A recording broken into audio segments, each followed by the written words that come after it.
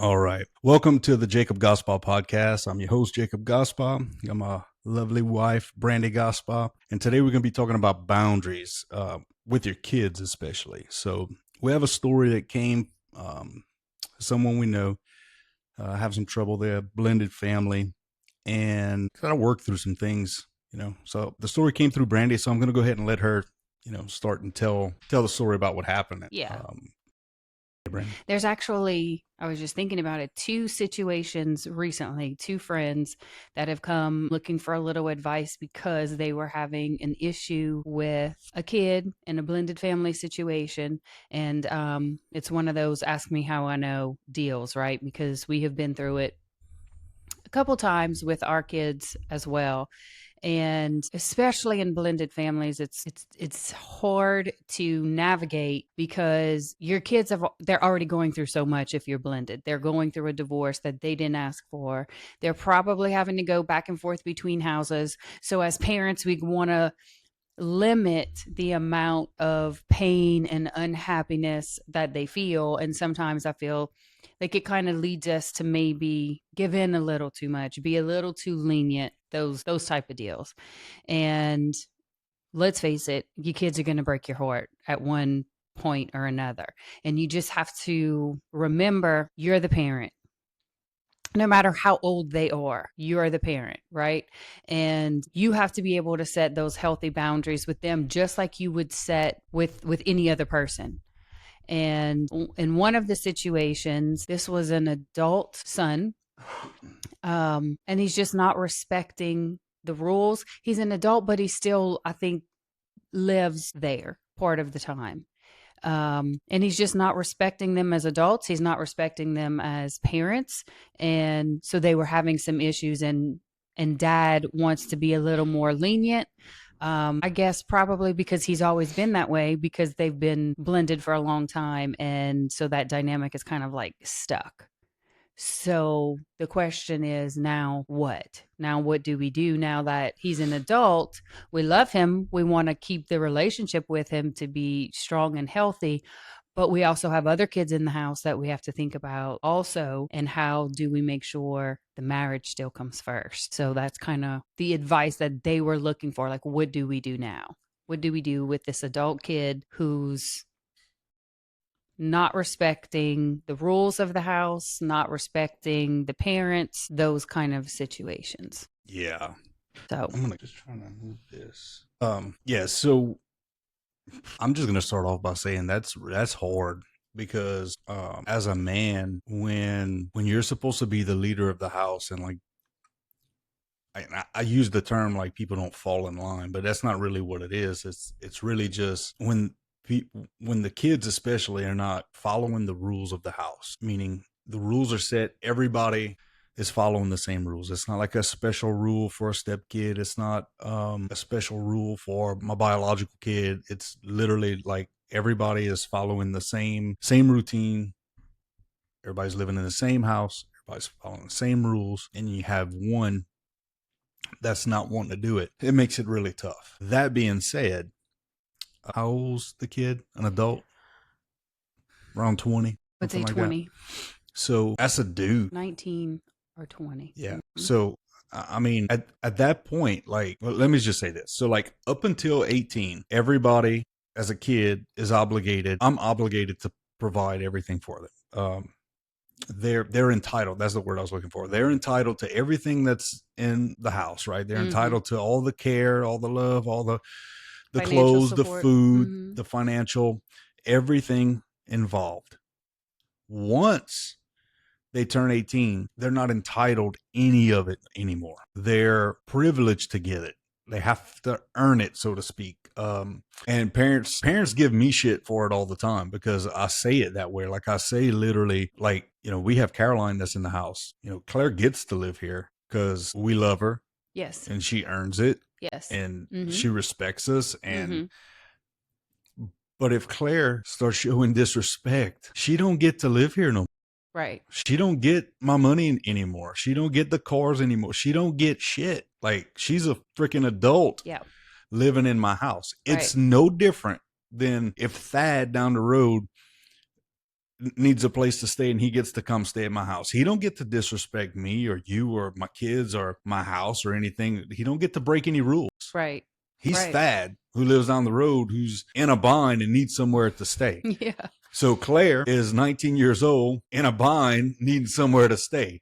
Yeah. So she's going to get her shit together. She's going to follow the rules. She's going to do what we ask her to do. And she, as long as she does all those things, she gets to live here. Mm-hmm. Whether it be 30 years old or 19 years old. Right. When she was 17, well, yeah, she might be punished for certain things, but Yeah, like she I'm not might going to. not have a car to drive or a cell phone to use, or the things that you provide for her at 17 that can be taken away if she disrespects or breaks the rules, basically. Right. She gets access to those things only if she follows the rules. But she gets to eat. Mm-hmm. She gets to live, have a bed, and, bathe and all that stuff, right? Because she's my kid. She's still going to go to school. She's still right. But once she's 18, those things are no longer just there for you. Just like they're not there for me. Like I can't go to your dad's house and just be like, yeah, what the fuck, bro? Like, no, like I have to follow his rules in his house, right? If I want to stay there. So, but that's also the hardest thing for parents to do. And the reason that, and my 100% belief is that when kids get in this situation is usually the divorce parents try to win the kid. Mm-hmm. And then it creates this little monster mm-hmm. that thinks, he can bitch and scream or whatever when he wants something. Yep. Because mama usually gets it or daddy usually gets it or Mm-hmm. whatever it is. And the hardest thing to do is to cut the kid off because you're now going to look like the bad guy. And I've been there. I mean, I've been there. We had to do it. And I went about it the wrong way a lot of times. And then one time I was talking with a friend of mine who was a Navy SEAL. He spent 23 years as a Navy SEAL. And I was talking to him about the issue that we were having. And he told me, he said, why are you so emotional about it? And I was like, well, I'm a dad, and I'm just like going off. And he was like, he said, you realize like if I acted like that in combat, I'd be dead in no time. He said, do you not think I'm angry in combat? Do you not think like I'm like super pissed off and like all the emotions that you could think of? Mm-hmm. And I was like, well, yeah. I said, but what he said, so he said, in the SEAL teams, we're trained to use emotions like a set of keys. So when we get to a certain door and we want to unlock that door, we use whatever key it takes to unlock that door. So he said, like, if I'm in some kind of fight and I need anger, well, then I pull out the anger key and I put it in there. Mm-hmm. And it regardless of what I feel, mm-hmm. I have to choose the emotion appropriate for the situation. Yeah. Wow. So that hit me and I was like, okay, so you're telling me don't use emotion. And he said, yeah. So he said, look at it like the power company. And he's the one who told me that.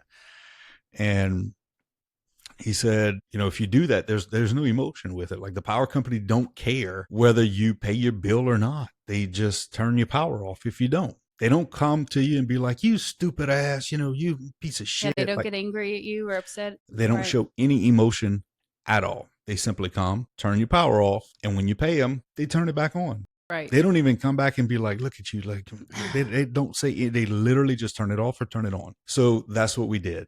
And I came up with a contract, and that's what they need to do with this kid too. So even though I call him a kid, I know he's an adult, but come up with a contract and say, okay, just like what I did. And I wrote this whole thing out and I said, here's the things that we pay for you. And here's what it costs. If you pay for these things yourself, like this is the cost to it, right? This is what it takes to just make you live.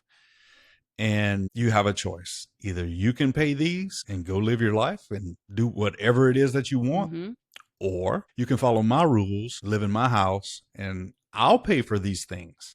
Right? Yeah. And she signed the contract that she wanted me to pay for the things. She was going to follow my rules, or our rules.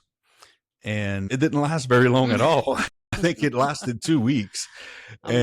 She was tired of the shit and she left. And then she found out how hard it actually is. And long story short, now we have the greatest relationship ever, right? Mm-hmm. I mean, she's getting married in a few months. I'm actually marrying her. Like we've come such a long way. Yeah.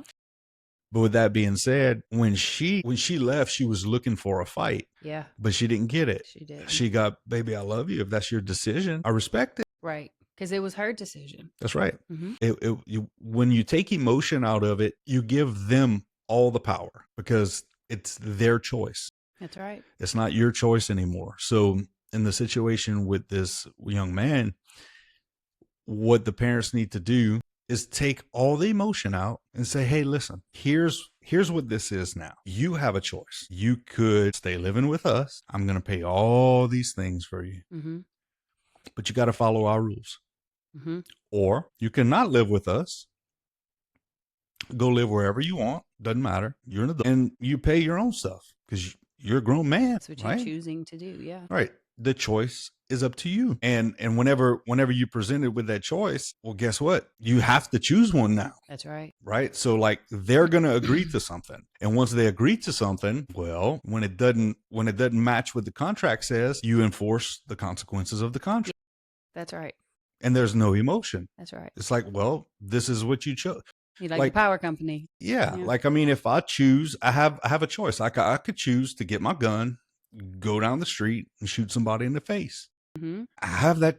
I can do it. The consequence is I'm going to go to prison for the rest of my life. Mm-hmm. I can't be mad at the cops for enforcing the consequence of my decision. Yeah. Same with this young man. But That's that's the hardest thing to do. So what I would recommend them do is literally draw it up, no emotion, present him with a choice because he's a grown man. And you say, I want to help you because I love you. You're my son. That's right. But I also know you're a grown man, so I don't want to make you do. I'm not going to make you do anything because you're old enough to make your own decisions, right? You kind of have to trick them into it to where they have to think because what the kid's not doing, he's not thinking right now. Yeah. You know. And this is where the hurt versus harm situation comes in. You know, because as a parent, we don't want our kids to hurt. But if we continue to enable bad behavior, we're going to end up doing harm. Yeah, because what's going to happen is he's going to get a job and he's not going to respect the rules and then he's going to be delivered with consequences. That's right. And it's going to be a cycle on repeat until something bad happens or till he learns. Yeah, because real world consequences are always going to be way more harsh than the consequences at mama and papa's house. 100%. Yeah. So, and here's the other thing. When you don't have emotion into it, when he goes out and I'm talking like for real being total support of him too. Like, like don't be fake and don't none of this. Are you going to see like, you're going to come crawling back to me. Like none of that. Like truly support him when he fails and he comes back. Zero, I told you so. None of that shit. Right. When he comes back, you'd be like, hello, son. Yeah. What you need? What you need? What you doing? Dad, can I move back in? What's going on? Well, life is hard. It sucks. Like I went, it did like, I just need some help. Okay, cool. Yeah, man. And if you don't mind him moving back in, then you'd be like, yeah, sure. You can move back in. Just, it's the same as before. Like we'll have this contract. Yes. You're more than welcome to move back in over here. Right. But you got to follow these rules. Right. If you don't follow these rules, these are the consequences. Clear as day. Make it clear to where whenever you have to enforce them, he chose the consequence. Right. It's simple. Right. It's not hard. Right. It just sucks because nobody wants to do it. Yeah.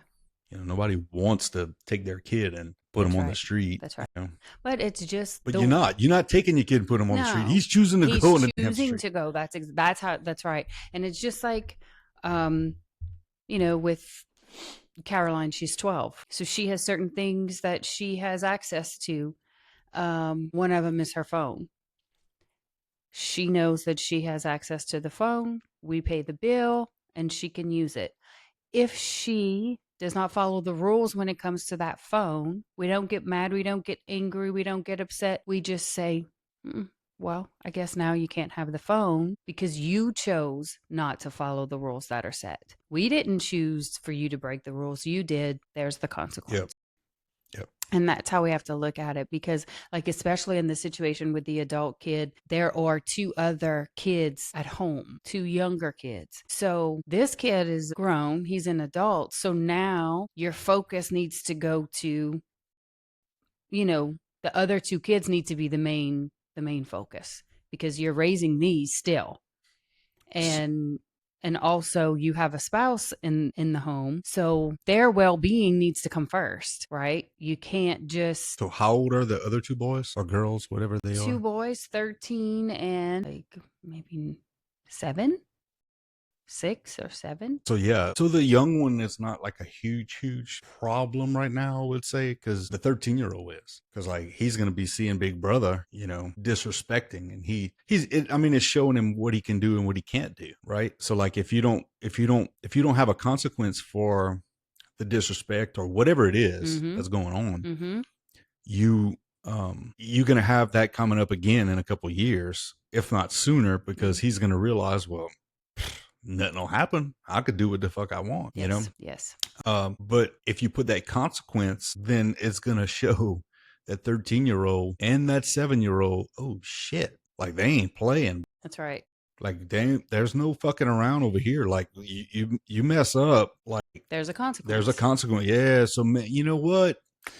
Maybe I'm gonna tighten things up right here. And I could tell you that's what happened for us. Yeah. Because that middle girl, she ain't playing. She ain't playing. No. Like I just took her on a trip, and I take her on a lot of trips with me. One, I mean, she's old enough and she's getting into business, so even though she's been riding with me since 3, it's kind of like she's still riding with me. We're still doing the same Same shit. thing. It's just on a way different level Same now. thing. Mm-hmm. But again, it's like, why do you think she gets to do that? First class tickets, Mm-hmm. hotel rooms, like super incredible events that we get to go and learn from. So one, it's not only that, she's a good kid and she learned from watching her sister make those mistakes, which I think is a huge contributing factor. I really do. I think whenever we started letting the consequences Mm-hmm. fit the crime, so to speak, the disrespect, Yeah. I think it was a big eye opener for the two others, and I think they learned a lot. Mm-hmm. But then you take Sorry. that and it can amplify it. So it can amplify it one way or the other. So if you let the consequence ring out, it'll amplify the good in that next few kids, because they see, like, they're like, oh man, like I don't want any of that smoke. But it's also like, oh, when I do good, they also That's right. provide all these things for me Yeah, too. that's right. I get to do the That's extra right. stuff. That's right. Instead of, I mean, when you think about it as a parent, when you're looking into, and this is just me, man, like I spend so much mental energy in everything that I do for work. When I come home, I don't want to have to be wasting negative energy and correcting some wrongdoings of a kid or Yeah. implementing some consequences or anything like that, because it just takes so much to move a negative item, right? When you're a positive person, when you really want good for everything. But whenever you're coming home, it's like the one thing that you're doing is you go into the place where you want to be with the people who you want to be with, and you get to speak life into them Yep. instead of like delivering consequences. Yep. Dude, it's night and day. Yeah. It's such a fulfilling thing Mm-hmm. versus a draining thing. But then it's contagious and it's across the board. It's like it starts flowing from one person to another. And the next thing you know, you got people, encouraging each other, Yes. so you get to choose that as the parent. Mm-hmm. Yeah. And I think it all goes down to the boundaries that you decide to place in the relationship with each kid, whether they're younger or adults. The boundaries have to be in place. And it's just like, as an adult, you place boundaries with your adult parents, right? You're not going to let your adult parents treat you just any kind of way. You shouldn't let your adult kids treat you just any kind of way and disrespect you. And, I mean, there has to be some healthy boundaries in place. There just has to be, for the relationship to be healthy and for the marriage to be healthy, and then the relationship with the other kids involved also. And the more you enable, the more harm you're actually doing. And I guess like we also have to touch on the fact that, especially in a blended family, if let's say we decided we're having some consequences in place, we don't want to enable you anymore, you're an adult, we love you, we want to support you, it's your choice if you want to follow the rules or leave. The hard part is sometimes there's a parent on the other side of that that's just going to say, you can come here and I'll continue to enable you. And so they don't necessarily learn the lesson because the other parent enables. And that's just something that you can't really control. You have to do what you feel is right in your heart for that kid and what God is telling you to do. And you control what you can, and you let God handle the rest. When the kid goes to the other parent, whatever happens, you just have to trust that God's going to take care of that. And your kid will eventually learn the lesson and come back to you, and they'll see the light, and that's what happened for us. Yeah. But again, like our kid was actually a kid. If this is a dude, he's an adult. And you're right. The other parent on the other side is usually an enabler. And I think at some point, like people are, both parents are, because they're trying to win Mm-hmm. the kid, because you don't know how to be divorced. Mm-hmm.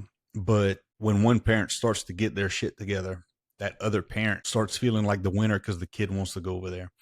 I think in this situation, that's probably what happened. But with that being said, this is an adult child, and like you said, the parent can't control what the other parent does. But the main portion to remember here is this dude is an adult. Mm-hmm. So you can't control that anyway. That's The right. only thing you can control, it's not about the other. At this point, the time to worry about the other parent was years ago. That's right. Yeah, there was, Right and now, even then, you can't ever control the other parent. right. But now you're so far past that. The only thing that you can control are the rules of your house. That's right. That's it. You could That's right. just control the That's rules of your exactly right. house. Mm-hmm. So you can't, the other parent almost doesn't even exist. It's like, here's my house. Here's how it is here. Yes.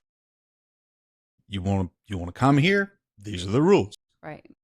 You don't want to come here, or you don't want to follow the rules, you can't come here. Right. That's it. Anything beyond that, you can't control.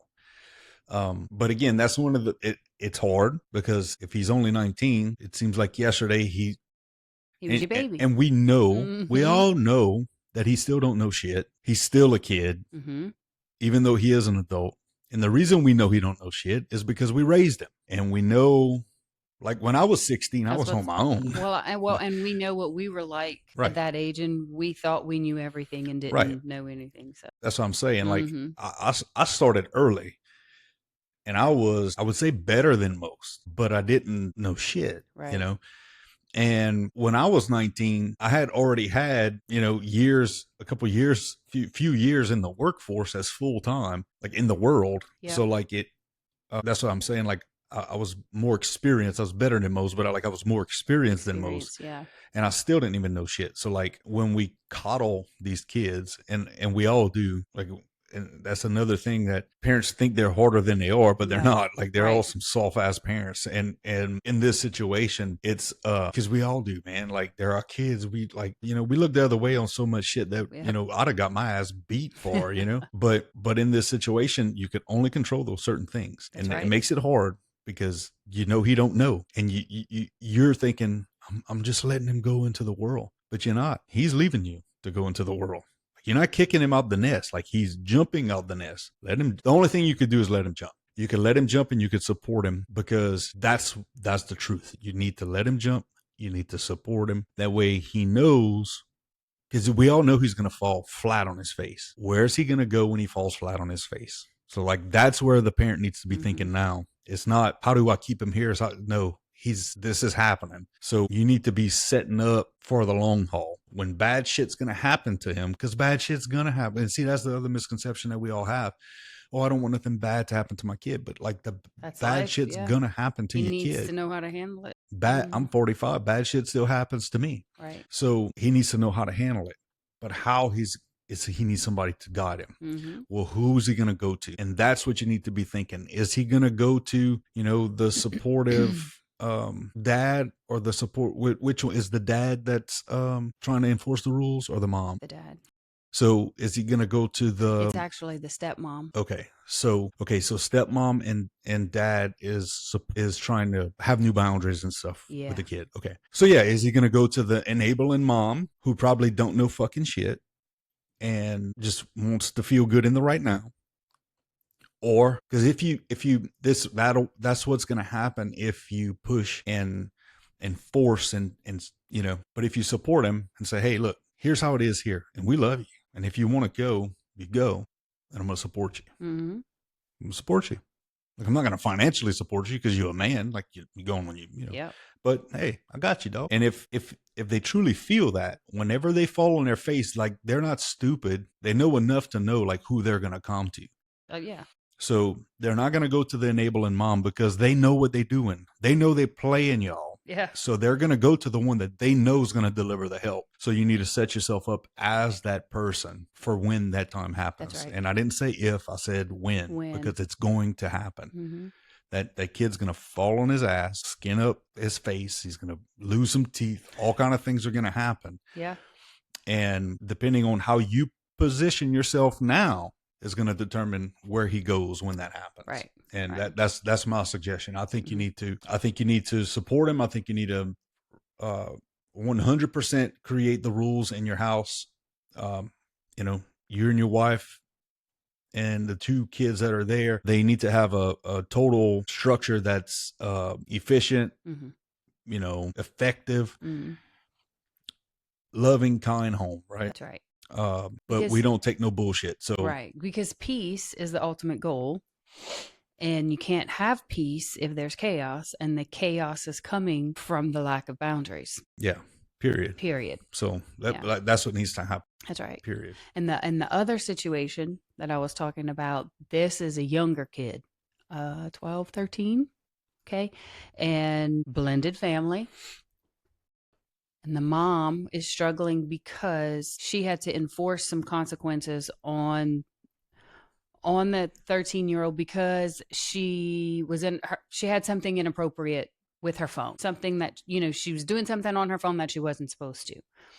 And mom was upset about it. She knew she had to enforce the consequences, so she did, but she was still struggling. And so I told her it's hard, but you have to take the emotion out of it. She knew the rules and she chose to break the rules. So you didn't choose anything.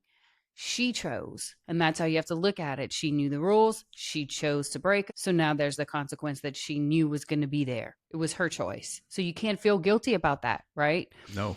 And she was also struggling with a worry and a fear that the reason the daughter had done what she did was because she was looking for attention, and she didn't feel like she was getting it from her dad. And she goes back and forth between mom's house and dad's house, and she was upset because she feels like the dad doesn't give her enough attention. And so that was another thing we had to talk about, is you can't control what the other parent does. You can only love her and give her the attention when she's with you. You can pray over her when she's with the other parent, and you can just guide her and do what you can when she's with you, because you have no control over her. Even as a parent, we can't control our kids. They choose to do what they do, and you can't control the other parent. So all you can do is love them when they're with you and have those healthy boundaries in place, and you enforce them at your house, even when you can't do it at the other house. Yeah, no, that's for real. That's unfortunate because, and I'm gonna say, if you're a dad out there, whether you're in a blended family or not, and you have girls and boys too, though, I would say boys too. But I know, because I got girls, especially if you got girls, you're setting the example for your daughters. And you went through it, and if you didn't get what you needed from your dad, what you did, that's right. You can look for it somewhere else. You can look for it in every dude that comes across. That's right.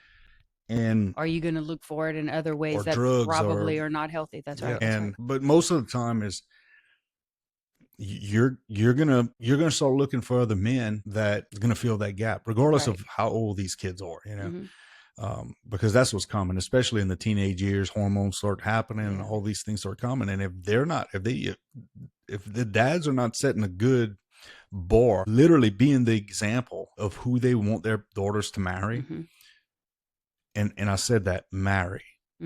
That's right. Because that's the goal. That's it. Like, I don't want my daughters to date. I don't want them to, no.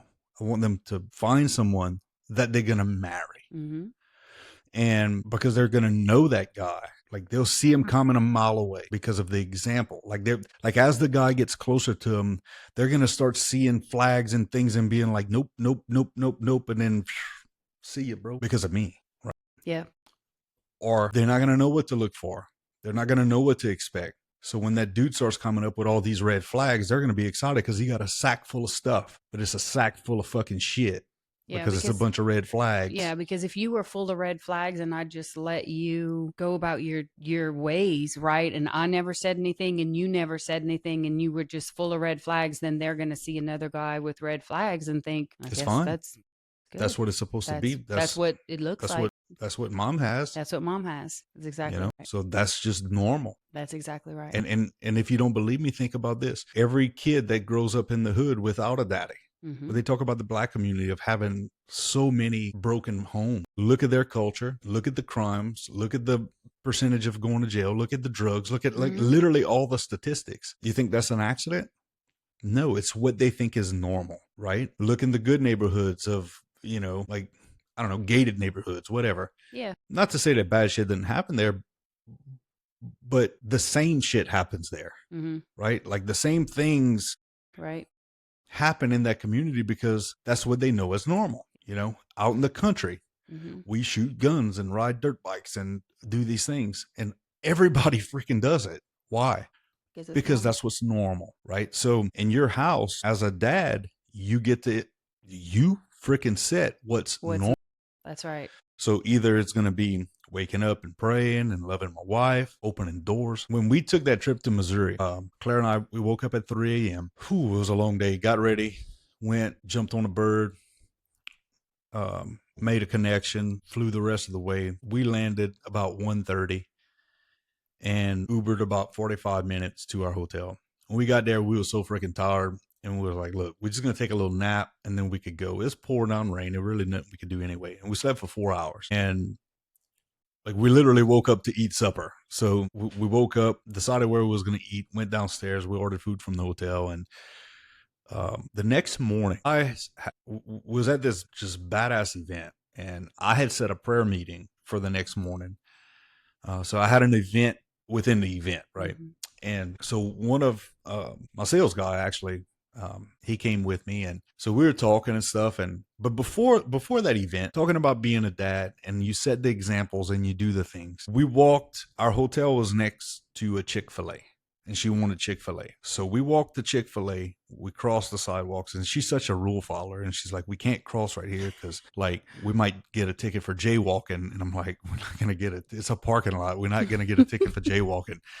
And but she follows the rules. That's what she does. So like, we get to the door of the Chick-fil-A, and like she walks so fast. So it's like she's way in front of me. My hips hurting and everything. And she gets to the door, and when she was going to that door, and when she turned, like she hit the brakes so hard and like moved out the way so I could open that door for her because she was not opening the door.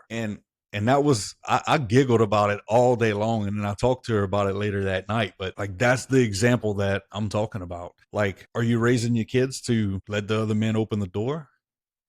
Are you raising, and you know how you do that? You open the doors. That's the only way you do it. You don't tell them, you do it. And no matter what, I'll die on this hill because I grew up with a dad that told me how to be good, but never was good. So I never saw what he said.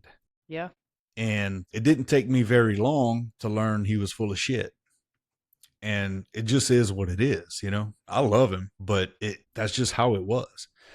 And with my kids, I'm not going to do that. Like they know what I do. They see what you do and not what I say. Not what I say. I don't have to say because I do. Yeah, exactly right. And that's exactly right. If you're not doing as a dad, you're failing because we've had kids that'll come to our house and it's almost in shock because they see, like this is not normal. Right. But it's our normal. And when you look around in society, it's not normal. But I don't want that. I don't want that. What society has, I don't want. I don't want it for myself. I don't want it for my kids. I don't want it for my grandkids or anything. So as a dad, if you're not doing the things, like if your daughter, and I say this over and over again, but if your daughter marries a man that ends up being just like you, are you happy about that? Is that you? Do you want your daughter to marry a man that's just like you? And if you can't say yes in every way, not just the shit that people know, the shit that people don't know, the hidden porn addiction, the hidden drugs, the hidden cheating, all that stuff. I'm not talking about what people see or think you are. I'm talking about what you know you are. If you're not happy, like if you find out that your future son-in-law is doing the same fucked up shit that you do in the dark, are you mad about it, or are you okay with it? Not what I want. Not my kids. They're not. I hope they marry a man better than me. And I told that to one of them. I said, I hope that you are better than me. I said, but let me tell you something. I'm getting better every fucking day. And I'm out to crush you. Not physically. I'm talking about like crush as in win a race to be a better man, right? Who can be better? I'm in competition with you to be better than you as a man. And I got a head start. That's right. And if you want to be with my girl, you got some big shoes to fill. Buddy, you better get on it. You got to bring it. That's right. Because I'm not taking off the gas for you to look like you're better than me. Right. You're gonna have to beat me. And we're not teaching them to settle for anything less either. Nope. So yeah, there's no settling. That's why Claire stays in that room over there, 19, working, celibate. She's not settling. She's not settling. That's right. She's not letting somebody take advantage of her. She knows what she wants. And what she's worth. That was the next thing I was gonna say. And I said, you know why she knows what she wants? It's because she knows what she's worth. Yep. And you know how she knows what she's worth? Because I told her. That's right. Dad, you label your kids. That's right. Dad's label. And if you mislabel your kid, it takes forever to undo. Gosh, yes. Because, my dad, I was a laborer. And now look, I got microphones. I live in. Yeah. And it was hard to tell where I'm at right now, but pretty badass. Yeah. And I think too. But it took me, I'm 45. Yeah. It took me 40 fucking years to scratch that label off. Erase that. Yeah. Relabel. And as our kids get older, like you said, girls especially, it doesn't mean that just because they're an adult that you stop supporting them, you stop loving them, teaching them, guiding them. We still do all of those things, right? It's just each season looks a little bit different. Absolutely. But we don't ever stop. We don't ever stop being mama and papa. We don't ever stop being their home. We don't ever stop being their safe place that they come to. Because let's face it, your kids are going to hurt you. They're going to break your heart. They're going to hurt your feelings. And that's just like you said, that's the job. That's a part of the job. You don't give up just because your feelings are hurt or because you feel like they disrespected you. You put your big girl pants on and you deal with it in a mature adult way. And then you move on and you figure out how to build the relationship and keep it going. And just like anything else, it's just like anything else. You just don't give up. And it just looks different in different seasons. Yep. No, it's true though. It's 100% true. Like, like Carly, how she leans on us now. It's like, hey, can I borrow a couple $1,000 because like fucking life happened. Well, yeah, okay. Caroline comes asks me for a couple $1,000. I'm gonna tell her to go fuck off. She's 12, by the way, but yeah, like no, it's like true. no, you're not getting right. Yeah, but it's the seasons of life. It's different. Right. Caroline's asking for, hey, can I buy this game? Claire's like, hey, can you help me start this business? Like, it's all these different things. Corley is, hey, can you help me pay for my wedding? That's right. I'm getting married. That's right. It's just a different season. It never goes away. Mm-hmm. But who you are as a dad, like if you're not getting better, and again, if like that dad that's letting that little girl, 13 years old or whatever her age is, young, if he's not giving her attention now, whenever she's going to be Carly's age, Claire's age, an adult, she's not going to go to him for help. You know why? Mm-hmm. Because she can't go to him now. Mm-hmm. Because if she could go to him now, she would. That's right. What did Claire say the other day when she was at work and she works, she's got her own business and she works a part-time job. She's a hustler, man. So when at her part-time job, they had a lizard in the back room. Yeah, tell that story. So they had a lizard in the storeroom. She works at a little clothing boutique, and apparently there was a lizard in the back room, in the storage room, and not just any lizard. She was very clear with that. This was a non-regular lizard is how she put it. I found out about the rest of the story about the lizard, what type and all that stuff, and mating season this morning. Yeah. And so, of course, in this store, it's her and another young girl that work there. And so now they have the lizard situation. And Claire said she walked into the storage room and this lizard is staring into her soul, right? And so she panics.